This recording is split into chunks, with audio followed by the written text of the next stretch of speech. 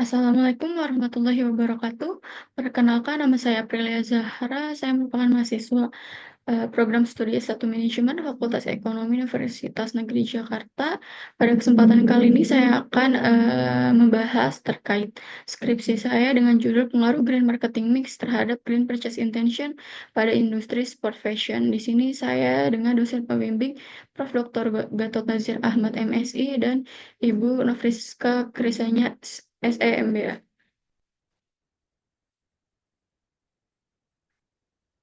Soalnya di sini ada bab satu pendahuluan pada latar belakang di sini SIPSN atau Sistem Informasi Pengelolaan Sampah Nasional merilis data pengelolaan sampah pada tahun 2023 melalui situs resminya, di mana pada tahun 2023 tersebut tercatat sebanyak 38,4 juta ton sampah tahunan itu dihasilkan. Dari jumlah tersebut, sekitar 23,7 juta ton atau 61,62% sampah berhasil terkelola dan 38% lainnya belum terkelola. Dari 128 kota yang terdata, kota-kota di Pulau Jawa ini mendominasi daftar 10 besar kota penghasil sampah terbanyak dengan 5 kota diantaranya berasal dari Provinsi DKI Jakarta.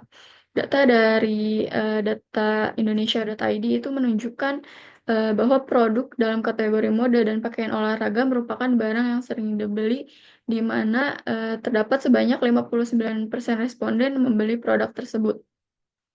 Kemudian pada penelitian ini, peneliti menggunakan merek Nike yang merupakan salah satu perusahaan di industri sport fashion, dan berdasarkan data dari Statista, Nike sebagai salah satu merek olahraga terbesar dan paling dikenal di dunia. Dan Nike ini menjadi pemimpin di industri pakaian olahraga, aksesori, dan alas kaki dengan penjualannya mencapai lebih dari 51,5 miliar dolar AS pada tahun 2023. Nike ini juga memiliki inisiatif Move to Zero yang merupakan sebuah komitmen ambisius untuk mencapai nol karbon dan nol limbah di seluruh operasional produksinya. Kemudian data dari Good Stats pada tahun 2024 menunjukkan peningkatan kesadaran global terhadap pentingnya produk ramah lingkungan. Hasil dari survei ini memperlihatkan bahwa tren pembelian produk yang berdampak positif bagi lingkungan semakin signifikan, di mana lebih dari 70% responden menyatakan kesediaan mereka untuk memilih produk ramah lingkungan. Selanjutnya di sini ada pertanyaan penelitian, apakah green product, green price, green place, dan green promotion ini berpengaruh terhadap green purchase intention pada produk sport fashion merek Nike. Kemudian tujuan penelitiannya yaitu untuk mengetahui bagaimana pengaruh green product, green price, green place, dan green promotion terhadap green purchase intention pada produk sport fashion merek Nike.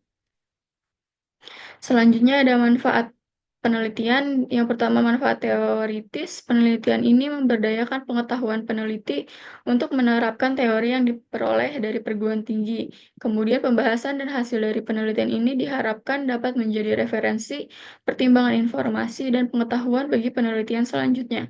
Kemudian ada manfaat praktis. Hasil penelitian ini dapat dimanfaatkan sebagai informasi atau evaluasi bagi para pelaku industri sport fashion, khususnya Nike, untuk mengetahui bagaimana green marketing mix memiliki pengaruh terhadap green purchase intention. Selanjutnya di sini ada pembahasan untuk bab 2, yaitu tinjauan literatur. Yang pertama dari green purchase intention ini merujuk pada sejauh mana konsumen bersedia untuk membayar produk atau layanan ramah lingkungan berdasarkan Chen et al. Pada tahun 2021.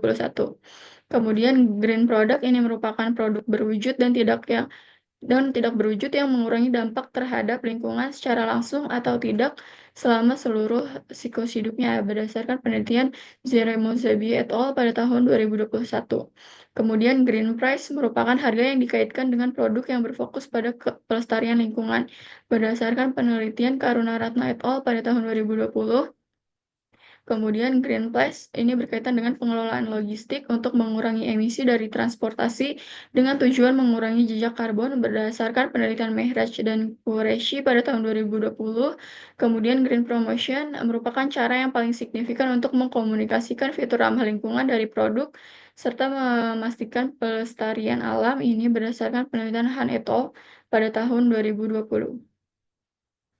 Selanjutnya ada kerangka teori dan pengembangan hipotesis. Yang pertama di sini grand product dapat berperan signifikan dalam mempengaruhi grand purchase intention berdasarkan penelitian Khan et al. Pada tahun 2020 sehingga dibentuk hipotesis satu yaitu grand product memiliki pengaruh terhadap grand purchase intention. Kemudian yang kedua green price ini memiliki pengaruh signifikan terhadap grand purchase intention berdasarkan penelitian pada Karunaratna et al. 2020 sehingga dibentuk hipotesis 2 yaitu green price memiliki pengaruh terhadap green purchase intention. Kemudian yang ketiga terhadap hubungan yang signifikan antara green price dan green purchase intention pada penelitian Munamba dan Wang Jamnong pada tahun 2021. Sehingga dibentuk hipotesis 3 yaitu green price memiliki pengaruh terhadap green purchase intention. Kemudian yang keempat, green promotion memiliki dampak signifikan terhadap green purchase intention pada penelitian Karunaratna et al. Tahun 2020 sehingga dibentuk hipotesis 4 yaitu green promotion memiliki pengaruh terhadap green purchase intention.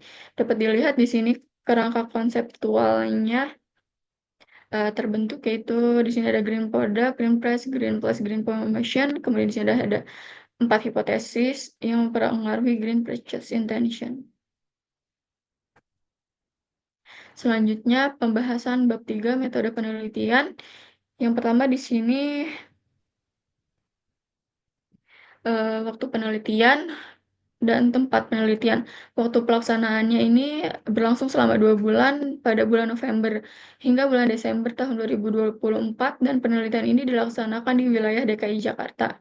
Kemudian desain penelitian ini menggunakan metode kuantitatif dengan uji penelitian menggunakan analisis SAMPLS atau Structural Equation Model Partial Square dengan perangkat lunak Smart PLS untuk memastikan data yang telah dikumpulkan mencakup uji model struktural atau inner model dan model ukuran atau outer model. Kemudian populasi dan sampelnya di sini populasinya mencakup seluruh masyarakat di wilayah DKI Jakarta yang tertarik untuk membeli produk Nike. Kemudian di sini menggunakan purpose sampling dengan ukuran sampel minimal 200 dan pada penelitian ini menggunakan sampel 250 dengan kriteria tertentu misalnya responden berusia minimal 18 tahun. Kemudian skala pengukurannya di sini penelitian ini menggunakan skala pengukuran Likert dengan 6 kategori di mana kategori 1 itu sangat tidak setuju dan kategori 6 itu sangat setuju. Kemudian teknik pengumpulan datanya untuk metode pengumpulan data itu adalah survei dengan kuesioner online yang memanfaatkan platform Google Form. Selanjutnya di sini ada teknik analisis data. Yang pertama, untuk outer modelnya di sini melihat dari uji validitas. Untuk uji validitas ini melihat dari convergent validity yaitu nilai outer loading maksimal. Nilai outer loading itu harus lebih besar dari 0,70 dan nilai alpha itu harus lebih besar dari 0,50. Kemudian untuk diskriminan validity-nya itu menggunakan nilai HTMT, di mana nilai ini harus kurang dari 0,90. HTMT ini membantu mengukur kemampuan instrumen untuk membedakan antara konstruk yang berbeda atau menentukan tingkat kesamaan antar konstruk yang memiliki kemiripan. Kemudian untuk uji reliabilitasnya ini menggunakan Cronbach Alpha dan Composite Reliability, di mana keduanya ini harus memiliki nilai lebih besar dari 0,7. Kemudian untuk inner modelnya di sini menggunakan multicollinearity dengan nilai VIF itu harus kurang dari 5 karena nilai VIF yang tinggi itu maka menunjukkan adanya multicollinearitas yang signifikan yang dapat mempengaruhi interpretasi dan keakuratan estimasi model. Kemudian R-square ini adalah ukuran statistik yang menggambarkan sejauh mana model regresi dapat menjelaskan variasi data yang diamati. Nah, nilai R-square ini dapat dilihat kalau lebih besar dari 0,25 maka ketepatannya rendah, apabila lebih besar dari 0,50 ketepatannya sedang, dan lebih besar dari 0,75 maka ketepatannya tinggi. Kemudian untuk F-square. F-square ini adalah ukuran yang digunakan untuk menilai tingkat pengaruh variabel independen terhadap variabel dependen dalam sebuah model penelitian. Nah, nilai F-square ini apabila lebih besar dari 0,02 maka memiliki pengaruh kecil, apabila lebih besar dari 0,15 maka pengaruhnya sedang, dan apabila lebih besar dari 0,35 maka pengaruhnya besar. Kemudian selanjutnya untuk uji hipotesis ini menggunakan dua nilai, yaitu T statistik harus lebih besar dari 1,96 dan p-value-nya ini harus kurang dari 0,05. Nah, uji hipotesis ini jika kedua kriteria ini terpenuhi, maka hipotesis dinyatakan signifikan secara statistik. Selanjutnya bab 4 itu hasil dan pembahasan. Yang pertama di sini ada deskripsi data. Yang pertama, berdasarkan jenis kelamin dihasilkan wanita itu paling besar di mana terdapat 70%. Kemudian berdasarkan usia di sini mayoritas 18 sampai 24 tahun dengan 46%. Kemudian domisili di sini mayoritas Jakarta Timur dengan persentase 25%. Kemudian pendidikan terakhirnya yaitu di sini mayoritas SMA sederajat dengan persentase 46%. Kemudian berdasarkan status pekerjaan, di sini mayoritas pelajar atau mahasiswa dengan persentase 40%.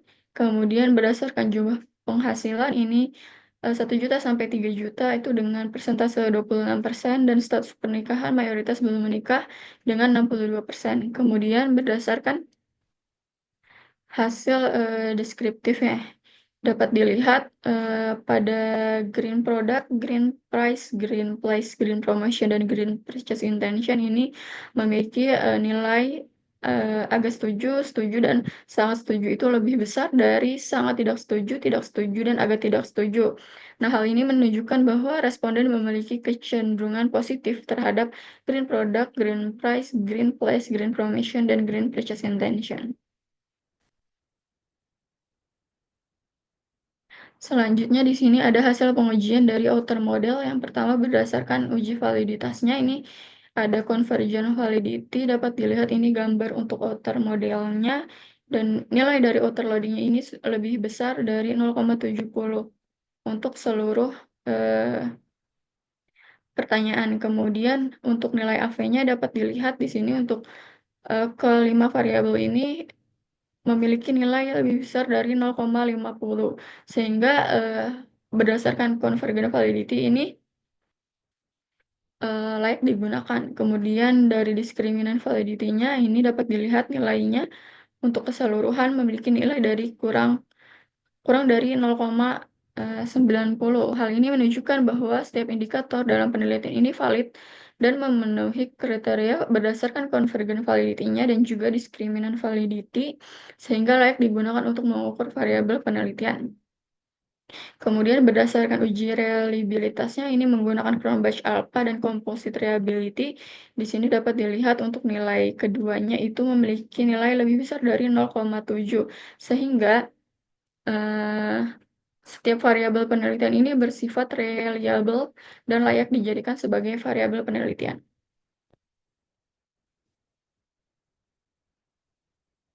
Selanjutnya yaitu inner model dapat dilihat dari multicollinearity-nya berdasarkan nilai VIF ini kurang dari 5. Nah, berdasarkan tabel ini dapat dilihat nilainya kurang dari 5 untuk seluruh variabel. Maka model penelitian ini bebas dari masalah multicollinearitas dan hasilnya dapat dianggap valid serta andal untuk analisis lebih lanjut. Kemudian berdasarkan R-square dapat dilihat nilainya yaitu sebesar 0,796, di mana nilai ini lebih besar dari 0,75, maka ketepatan prediksinya tinggi. Dan 0,204 ini dijelaskan oleh variabel lain di luar model penelitian ini. Kemudian berdasarkan F-square dapat dilihat untuk seluruh variabel ini memiliki untuk variabel GPA mempengaruhi green purchase intention ini memiliki nilai 0,27, dan ini lebih besar dari 0,15, maka memiliki pengaruh sedang. Dan ketiga variabel lainnya ini memiliki nilai lebih besar dari 0,02 sehingga memiliki pengaruh kecil. Nah, nilai ini dapat digunakan karena nilai ini tidak kurang dari 0,02 yang itu dapat dianggap tidak signifikan dan dapat diabaikan. Kemudian pada uji hipotesis, di sini dapat dilihat untuk keempat hipotesis itu memiliki nilai yang tes statistik lebih besar dari 1,96. Kemudian berdasarkan dari nilai p-values-nya ini dapat dilihat nilai p-values kurang dari 0,05 sehingga keempat hipotesis ini diterima. Nah, green product ini memiliki pengaruh terhadap green purchase intention sesuai dengan penelitian sebelumnya yang dilakukan oleh Han et al., kemudian Munaba dan Nuang Jamnong, Sinambela et al., Putri, dan Karunaratna et al. Nah, kemudian hipotesis kedua, green price ini memiliki pengaruh terhadap green purchase intention sesuai dengan penelitian sebelumnya yang dilakukan oleh Sabri, Munaba dan Nuang Jamnong, Sinambela, Putri, dan Karunaratna. Kemudian hipotesis ketiga yaitu green Plus memiliki pengaruh terhadap green purchase intention sesuai dengan penelitian sebelumnya yang dilakukan oleh Han et al., Sinambela et al., Putri Bratmatan dan Raja Durai, Munamba dan Wang Jamnong. Kemudian hipotesis keempat yaitu green promotion memiliki pengaruh terhadap green purchase intention. Ini sesuai dengan penelitian sebelumnya yang dilakukan oleh Bratmatan dan Raja Durai, kemudian Putri, Kan et al., Kaur et al., dan Karunaratna et al. Selanjutnya di bab 5 ini kesimpulan dan saran. Jadi pada penelitian ini menggunakan Structural Equation Model atau SEM dengan aplikasi Smart PLS dan menggunakan sampel sebanyak 250 orang. Kemudian di sini didapat kesimpulan hipotesis pertama diterima. Green product memiliki pengaruh signifikan yang menunjukkan bahwa kualitas inovasi dan keberlanjutan produk ramah lingkungan ini dapat meningkatkan kepercayaan serta daya tarik konsumen. Kemudian di hipotesis kedua diterima mengindikasikan bahwa penetapan harga yang wajar dan sebanding dengan nilai produk ramah lingkungan ini menjadi salah satu pertimbangan utama bagi konsumen.